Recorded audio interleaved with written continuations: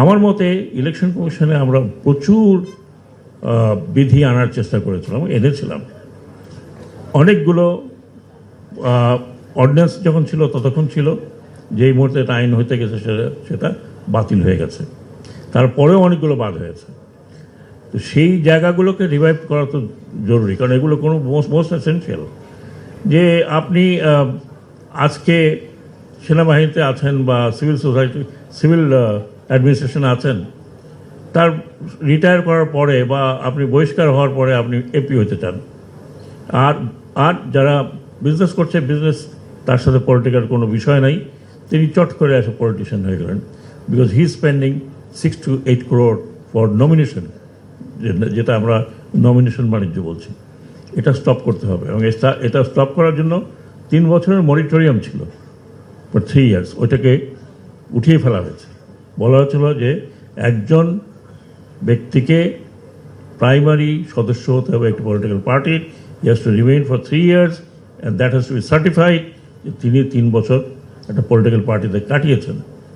নতুন পলিটিক্যাল পার্টির জন্য একটা আলোচনা, কিন্তু সেটা ছিল, সেটা যেই একজনকে ইনক্লুড করতে হলো তখন বাদ দিয়ে দেওয়া হলো এটা। তো এগুলো অনেকগুলো বেসিক জিনিস আমরা করেছি। আমরা মনিটরি যে আপনার অবজারভেশনের টিম পর্যন্ত তৈরি করে দিয়ে আসছিলাম, যে কীভাবে আপনার এক্সপেন্ডিচারটা মনিটর করতে হবে, দেন এক্সপেন্ডিচারের অডিট হবে। আমরা বলেছিলাম যে কীভাবে পলিটিক্যাল পার্টিগুলো ফান্ড কালেক্ট করবে, এবং সেইটা ওয়েবসাইটে দিতে হবে। দরকার হলে আমাদের চিন্তা করতে হবে যে political party should go to joint stock company or not. বহু দেশে আছে যেখানে পলিটিক্যাল পার্টি জয়েন্ট স্টক কোম্পানিতে যায় ও পাবলিকের থেকে পয়সা নেওয়ার জন্য। How the political party would run. এখন political party, sorry to say, এখানে বড় বড় পলিটিশিয়ানরা আছেন, ম্যাক্সিমাম ওই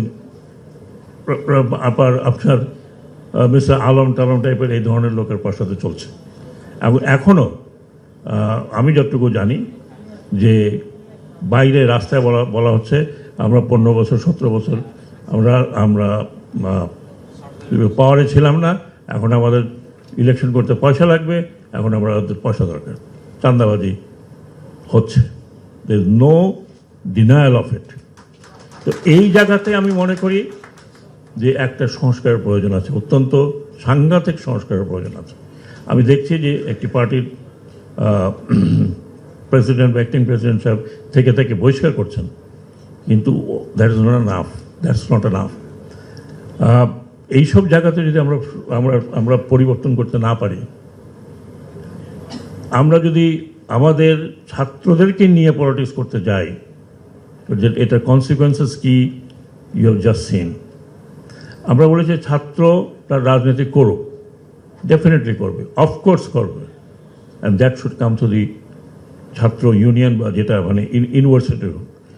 একটা পার্টির দলের সাথে কেন একটা ছাত্র দল বা ছাত্র লীগ, কৃষক লীগ, শেষ পর্যন্ত লীগ হইতে হইতে হইতে হইতে বাচ্চা লীগও হয়ে গেছে এইরকম।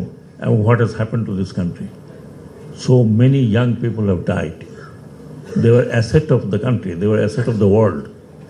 আমরা তাদেরকে প্রোটেক্ট